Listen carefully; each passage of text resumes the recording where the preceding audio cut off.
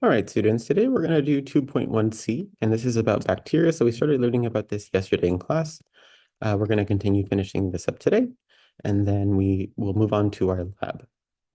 So let's check this out. So here we're looking at bacteria. We're going to use the information from this text to label the bacterial cell structure. Again, if you are doing this task, you can always translate into another document. You go to Tools, click Translate Document, and then you pick the language you want to translate into. You can pick Arabic, you can pick Chinese, you can pick any language you want. Whatever is going to help you understand the content is okay. Great. So we're going to start here. So it says bacterial cells are made of prokaryotic cells, right? So we learned about prokaryotic cells, right? Prokaryotic cells were what we learned about in 2.1b when we looked at like the types of bacteria, or types of cells rather. And so right, we learned that prokaryotic cells, those are bacteria, they're unicellular, they have organelles without a membrane, so like ribosomes. They don't have a nucleus. They go to reproduce. They use binary fission, and it makes two bacteria, and they're smaller than the eukaryotic cells, which are ours. Okay, so let's check this out then. Bacterial cells are made of prokaryotic cells. This means that they don't have a nucleus or membrane-bound organelles. Each bacterial cell structure has a purpose for the bacterial survival and adaptation to its surroundings. So the cell wall provides structural support and protection to the bacterial cell. So we have the cell wall here on this image, on this diagram. So what I'm going to recommend that you do is when you do this assignment, or when you do any assignment, when you have a diagram, one great way to study, and this also helps you like if and when you decide to go to college or you take another class, is as you're writing down information, summarize the text as best as you can. So right, we know that we have the cell wall here, right? This was already given to you. I'm going to take these other pieces out. So when we were reading about the cell wall, what did we say that it does? Well, we say it provides structural support and protection, right? So what I'm going to say, I'm going to put cell wall, and then I'm going to put on the side supports structure and protects the cell. So that's what the cell wall does. So now every time I go back here and I'm wondering what the cell wall does, it does this. It supports the structure and protects the cell. Okay, let's go next. So the capsule is the outer membrane, and its purpose is to protect the bacterial cell from toxic materials. So right here, I'm going to put, this is on the outer membrane. So here I'm going to put the capsule. And its job is to protect from toxic materials in the environment, right? So it says here, let's see, protect bacterial cells from external toxic materials. So things on the outside. So protect, we're going to put protect from toxic materials. I'll put a line here, right, just to make sure that I have that connection, that you can see that that's what the capsule does. That's the purpose of the capsule in a cell, in the bacteria. Okay, let's continue. The cell membrane controls what enters and exits the cell.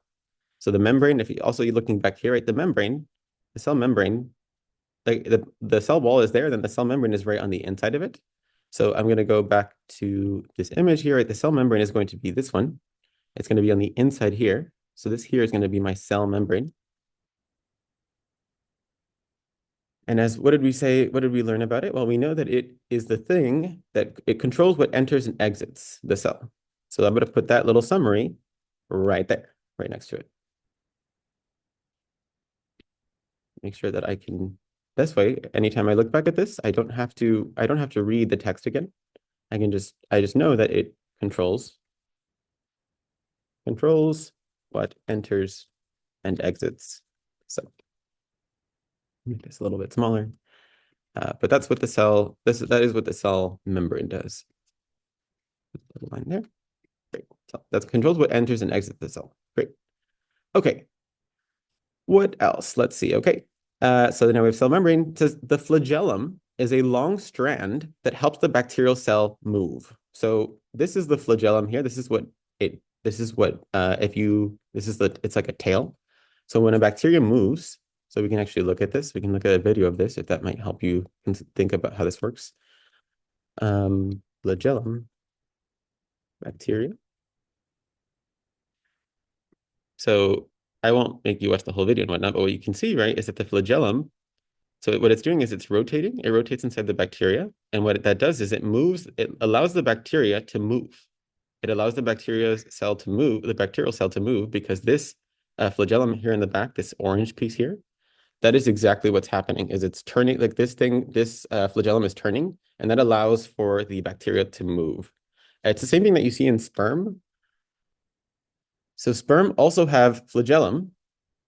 They have a flagellum, and that is this tail piece here. This flagellum is what allows it to move. It literally shakes the tail, and what that does is it allows it to move, right? This tail here is actually a flagellum. So yeah, so we can say here that the flagellum is this piece here. And I'm going to put that, well, its job is to help allows the bacteria to move, right? A bacteria does not have feet like we do. A bacteria cannot move by itself. So here we put movement.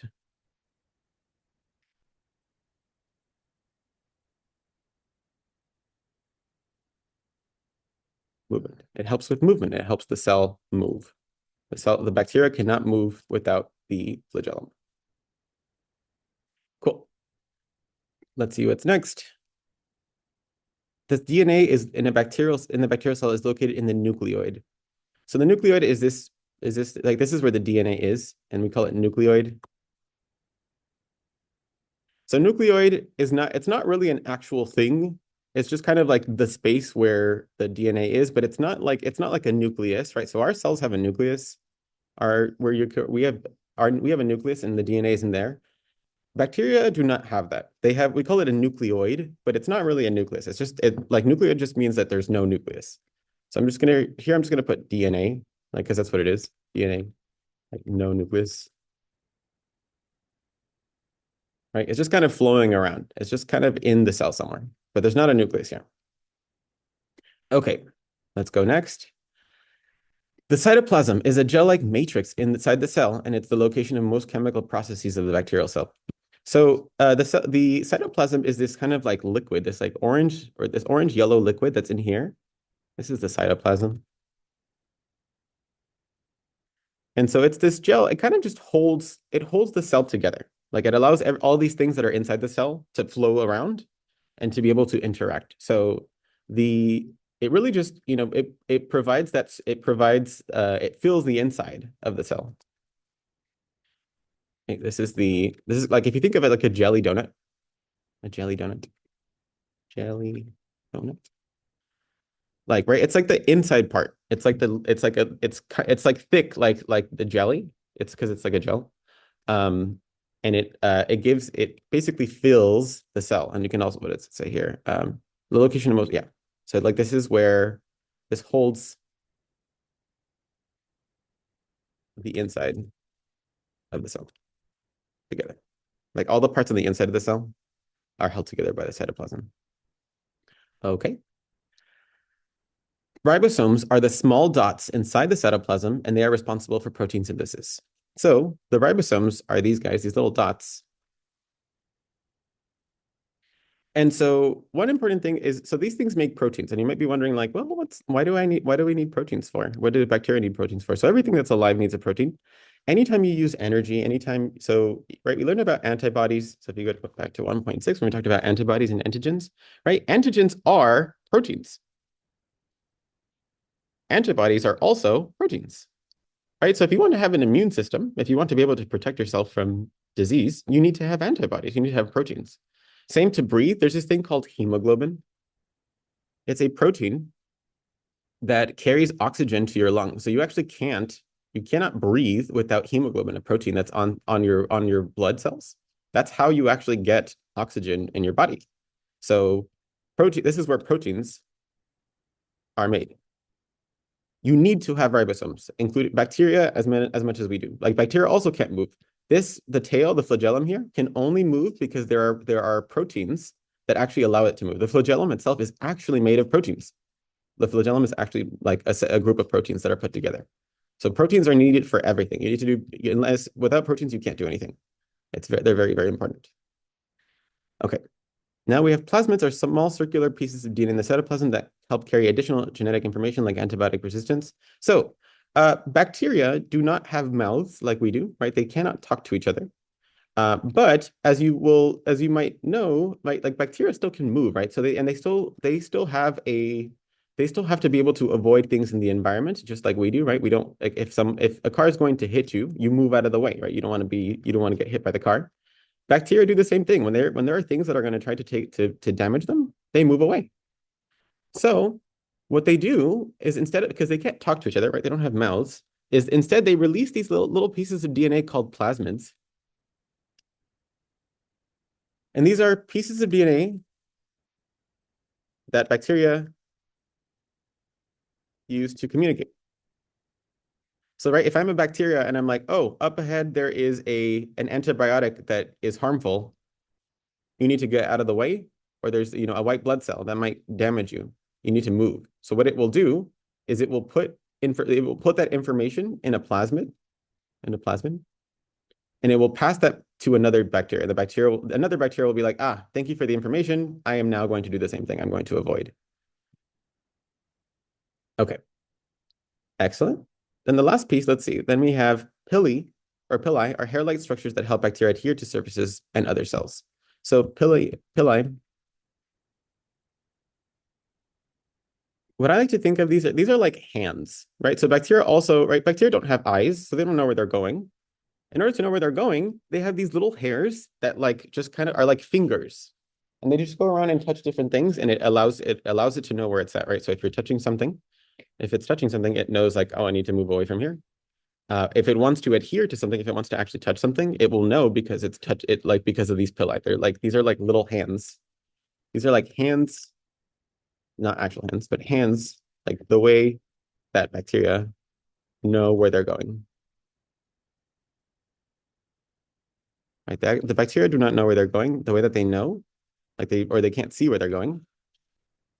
But what they can do is that they have these little pili, right? The same thing as when, right, if you are, I'm going to show you I'm going to do this little demonstration. Right. So maybe you've had this experience before where like you're in a really dark room and you can't see anything. So what do? You put your arms out and you're like kind of feeling around and you're trying to touch like so that you feel where to go. Right. If you're looking for like, oh, well, where's a chair, a chair or whatnot, you might fill out like once you're tapping different things and you're like, here's a chair, right? Like you can, by touching it, you can kind of know what it is. Bacteria do the same thing because they don't have eyes. So they basically just have a bunch of little hands, a bunch of little fingers that they reach around to try to help it know where it's going. Great. And that is it for our diagram. And now, so this is it's a little messy, but the good thing is now I never have to actually read this reading again because this image here gives me all the important information that I need to be able to understand the parts of a bacteria. I never have to read that paragraph again because I have all the information I need right here. And I know exactly what each piece does. Great. And we can move on to the next piece. Okay. So there are two different kinds of bacteria that we're going to look at in this class. There's ones that are called gram-negative and others that are called gram-positive. I want to just make sure that you know that gram-negative and gram-positive don't really mean much for us. So the man who found out that there was these two kinds of bacteria, his name was Gram, and he invented this stain called the Gram stain. Gram stain. So what happens is when you apply this stain, it's like a paint almost. Like when you apply this stain to bacteria, some of them change colors and others do not. Like some of them look purple after you stain them, and some of them look pink. The reason that's the case is because of this protein. There's this protein here on the surface of different kinds of bacteria called peptidoglycan. It's not too important for us. But this peptidoglycan, right? So gram-positive cells, because they have so much of this, when you paint them, they turn pink or they turn purple. The other ones are pink because they have very little peptidoglycan. They only have a little bit. These have a lot. So these are called gram-positive just because they turn purple because they have a lot of peptidoglycan. It is not that important for us, but this is what they're called, and so we're just learning about these pieces. But great, we're going to learn about two different kinds. So right, there are two different kinds of bacteria. We need to know how to treat those. So there are some differences between them, and what we're going to look is we're going to read through this piece and we're going to find what those differences are. So there are two main types of bacteria, gram-negative bacteria and gram-positive bacteria. Both types of bacteria are common in humans and the environment. Both gram-positive and gram-negative bacteria have cell walls that protect the bacteria. Right, so if you look here, right, both of them have a cell wall. They have a cell wall. This protects the bacteria. Gram-positive bacteria have a thick cell wall made of a principally of a protein called peptidoglycan. And that's what we see here, right? Gram-positive, they have this very thick cell, they have a thick cell wall. There's a lot of peptidoglycan here. However, gram-negative bacteria have a thin cell wall since it has a very thin layer of peptidoglycan, right? Here the peptidoglycan, right? This one has a lot of peptidoglycan, this one has very little. So gram-positive cells are actually much thicker. So when I look back here, cell wall thickness for gram-negative, right? Since it does not have a lot of peptidoglycan, we say that this is thin cell wall. We say that this one has a thick cell wall. Thick cell wall. Again, I would also recommend that you put the translations here, the translations in your home language. And of course, you can write the translations here as well. Resistance to physical damage. Well, let's check it out. So what is the resistance to physical damage? So if I have a thick exterior, right? If I have a thick cell wall, that means that I can protect myself better, right? So like if I have this like thick cell wall compared to this one and I bump into something, right? I have a lot more protection if my cell wall is thick. I have a lot more protection from the inside, or on the outside rather. So peptidoglycan protein provides the cell wall strength and helps protect bacteria from physical damage. Since gram-positive bacteria have a thick cell wall, they are more resistant. They are more resistant to physical damage. Since gram-negative bacteria have a thin cell wall, they are less resistant. So in terms of being able to protect themselves from physical damage, these are very resistant. These have resistance, are very resistant to physical damage. And these are less resistant. Actually more resistant. Like, right, they have the extra, sorry, oh, right, I put these on the wrong side. This is less resistant. This is more resistant. Right, this extra peptidoglycan, it helps protect the cell. This makes it very thick and it allows it to, it protects it from it. Now let's look at the outer membrane. So as a part of this too that you may or may not have seen very closely, is that, right, so in our cell wall, for gram-positive cells, there is a peptidoglycan, but there's no outer membrane.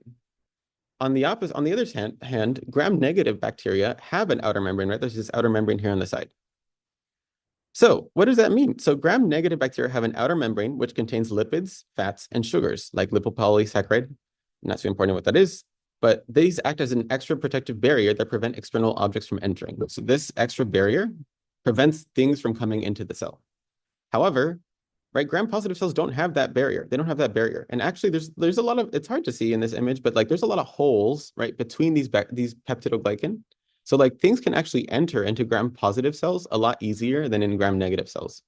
So gram-negative cells, right, have an outer membrane. They do have an outer membrane. Gram-positive cells do not. They do not have an outer membrane. And so the presence of outer membrane, like this one has an outer membrane. Right, this one does have an outer membrane. This one does not have an outer membrane.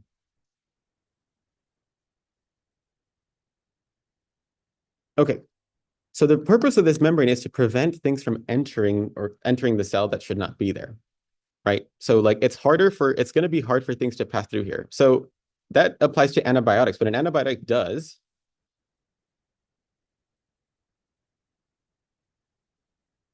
So if you look at like how they actually work, what happens is that this antibiotic actually like enters into the, let's see if I can find a good image of this. But the antibiotic actually can enter, like the actual medicine will actually enter inside of the bacteria. And when it enters inside the bacteria, it will destroy the bacteria.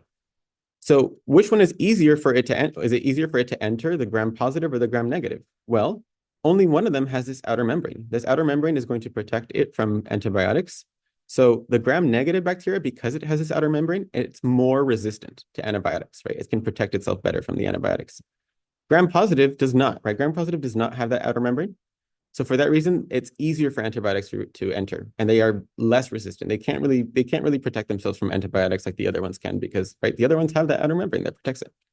So I will say that the gram-negative bacteria are resistant or more resistant to antibiotics.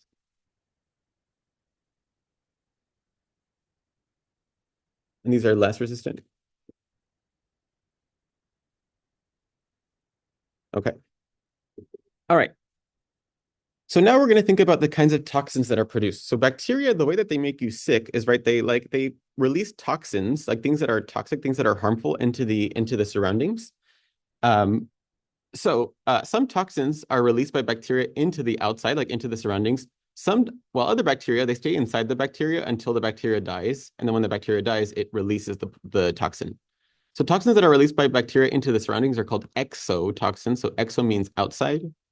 Toxins that stay inside the bacteria are called endotoxins. So exo means outside, endo means inside. So for gram-positive cells, they release their toxins to the outside. For gram-negative cells, they keep that in the inside. They keep it on the inside. So gram-positive bacteria mainly produce exotoxins. Exotoxins are very powerful and can damage tissues and disrupt cell functions.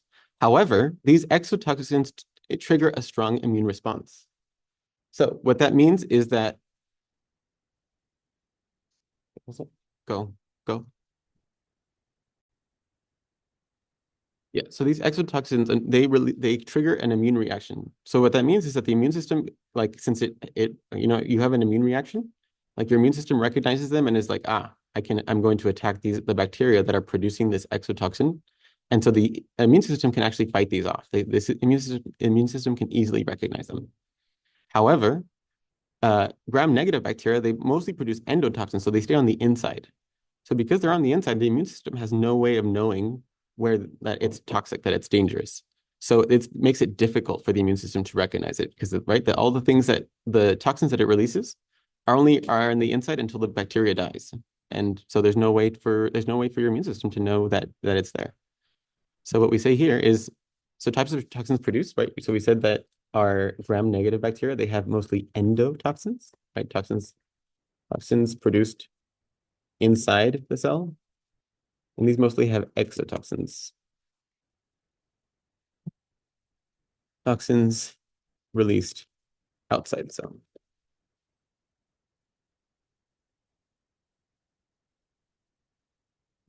Okay. And in terms of being able to recognize them, right, the ones that are on the outside, things that are on the outside are going to be easier, right? Your immune system isn't like when these things go inside your body, right, the immune system is going to be looking around to see like if there's anybody who's not there. It can only recognize things that are on the outside, right? Remember when we were looking at the antigens in blood types, right? What antibodies are connecting to are the antigens on the outside. And so since these exotoxins are on the outside, the immune system can also create antibodies against these exotoxins. So these are easily recognized. Easily recognized by the immune system. And these are difficult. They are difficult for the immune system to recognize.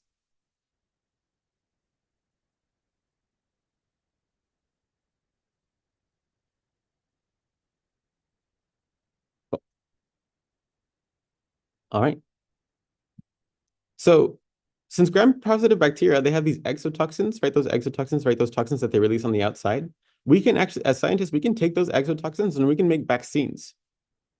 But since gram-negative bacteria don't produce those exotoxins, they only have endotoxins. We can't produce vaccines for them because those endotoxins, right, stay on the inside. So even if we produce a vaccine for them, right, like there's no way for your body to know that that bacteria is there because those toxins stay on the inside. And there's no way, right, when your immune system looks for things, for pathogens, it's looking on the outside.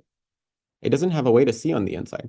So that means that our bodies actually since they can't really fight these off, right? We also can't really make vaccines for them because we can't, right? Those endotoxins, since they stay on the inside, there's just no way for our body even if we give our body those endotoxins for it to fight against, there's no way for it to find it.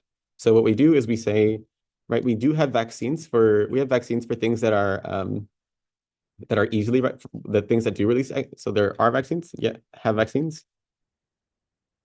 These, however, do not have vaccines because they have endotoxins that stay inside the cell, and our immune system does not go inside of cells. It stays on the outside. And so things that are released on the outside, right, it can easily recognize those, and so we can make vaccines against them. The ones that stay on the inside, the immune system cannot recognize it. We cannot make vaccines for those. So if you have a gram-negative bacteria, you definitely need to take antibiotics. But anyway, that takes us to the end of this piece. Hopefully that's a little bit helpful, and I'll see you later. Thank you.